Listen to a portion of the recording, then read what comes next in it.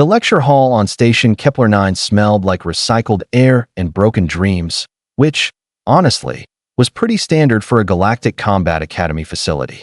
I shifted my 3 legs under the desk, trying to get comfortable while Professor Vex'thar droned on about the fascinating diversity of sentient warfare tactics. Fascinating, right? About as fascinating as watching paint dry on a hull in zero gravity. Today, Vex'thar announced, his mandibles clicking with what I assumed was excitement. We have something special. A presentation on human combat methodologies. Oh great. Humans. Those weird bipedal primates from that little blue marble who somehow, against all statistical probability, had survived approximately everything the universe threw at them. Asteroids.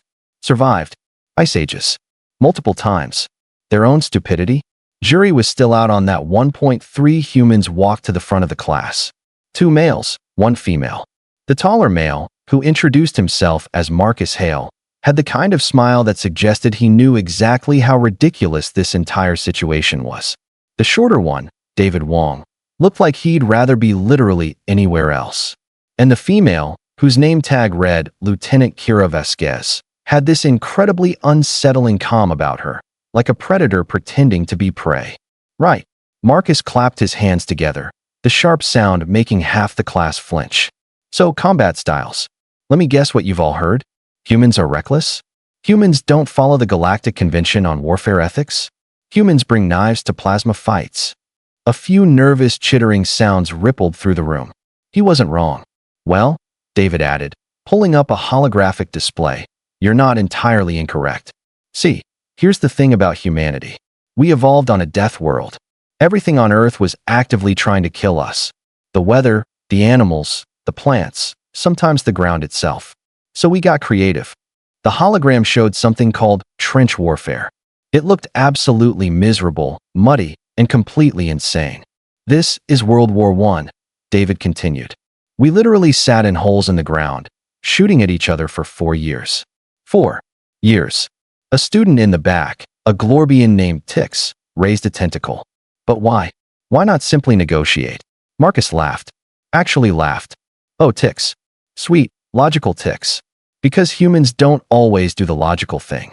We do the thing that makes sense to us in that moment, which might be completely bonkers to everyone else. Kira finally spoke, her voice quiet, but somehow it carried across the entire room. We call it adaptability. You call it chaos. Potato, potato. She paused. That phrase works better out loud. I noticed something odd then. Professor Vex'thar, our usually distracted instructor who spent most classes reviewing his stock portfolio on his datapad, was staring. Not at Marcus, who was gesturing wildly about something called guerrilla tactics. Not at David, who was explaining the mathematical improbability of kamikaze pilots. No, he was staring directly at Kira, and his eye stalks were completely rigid. That was weird. Vex'thar never paid attention to anything except his investments. Now, Marcus continued, let's talk about close combat. Most species, when their ranged weapons fail, they retreat. Logical. Smart. Humans. He grinned. We get creative. The hologram shifted to show various human weapons. Swords. Axes. Something called a morning star that looked like a particularly aggressive opinion. And then, horror of horrors, something labeled bare hands. You fight with your appendages. Tix sounded scandalized. Oh buddy, David said, grinning now. We've got entire martial arts based on it. Hundreds of styles. Thousands of years of development. Want to hear about Brazilian Jiu-Jitsu? Or maybe Krav Maga? Ooh, or Muay Thai? That's a fun one. The point, Kira interrupted, and both men immediately went quiet, which was interesting, is that humans never stop fighting. We adapt. We improvise. We use whatever's available. You take away our guns, we use blades. Take away our blades, we use rocks. Take away rocks, we use our fists. Take away our fists. She smiled, and it was not a comforting expression. Well, we still have teeth. The entire class went silent. Even the ventilation system seemed to hold its breath, and Professor Vex'thar? Still staring. His mandibles were twitching now, doing this weird rhythmic pattern I'd never seen before. Questions?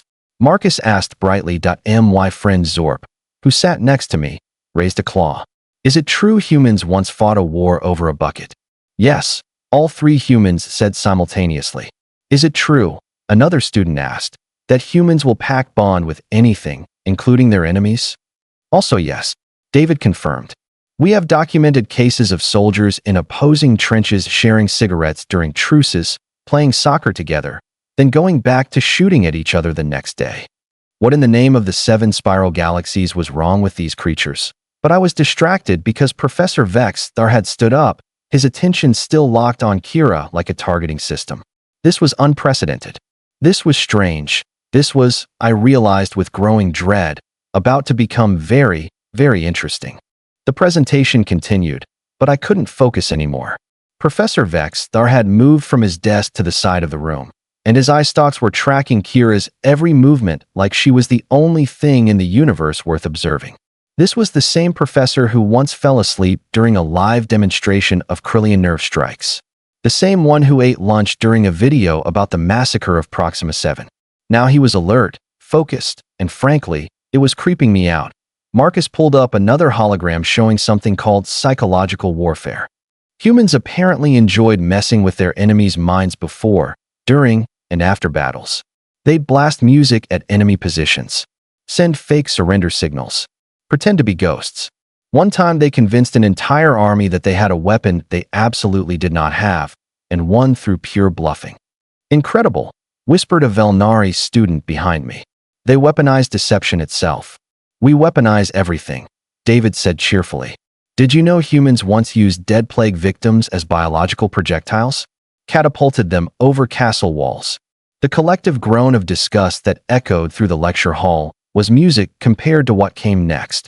Lieutenant Vasquez, Professor Vex'thar spoke for the first time in 40 minutes, his voice doing that resonance thing that meant he was deadly serious.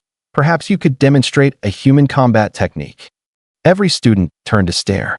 This never happened. Vex'thar never asked for demonstrations. He barely asked for attendance. Kira didn't even blink. What kind of demonstration, Professor? Close quarters combat. Against me. You could have heard a pin drop in a vacuum. Marcus and David exchanged glances that screamed, abort mission. But Kira just nodded slowly. Hand to hand. Indeed. Rules of engagement. Vex'thar's mandibles clicked in what might have been amusement. Survive. Oh no. Oh no no no. Vex'thar wasn't just any random instructor. He was a decorated veteran of the Hive Wars, a conflict so brutal they literally erased the star charts to the battle zones so nobody would accidentally stumble across the mass graves. He had 8 limbs, each one capable of crushing durasteel, and reflexes that made computers look slow. Kira walked to the open space at the front of the class. She rolled her shoulders once, twice, bent her knees slightly, and waited. Vex'thar moved like lightning. All 8 limbs striking simultaneously from different angles, a coordinated assault that should have ended the fight in microseconds. Should have. Kira wasn't there. She dropped low, impossibly low, her spine bending in ways that made my anatomy textbooks weep. 2 of Vex'thar's strikes missed completely. The others hit empty air where she'd been a fraction of a second earlier. Holy void, Zorp whispered next to me. She came up inside Vex'thar's guard, which should have been impossible because he didn't have gaps in his guard. But she found one anyway, or maybe created one, I couldn't tell. Her elbow, that weird joint humans had, snapped up toward his primary eye. Clustered of Vex'thar blocked, but it cost him positioning. Kira spun, and her leg, swept low and actually made him shift his weight. The professor made a sound I'd never heard before, something between approval and surprise.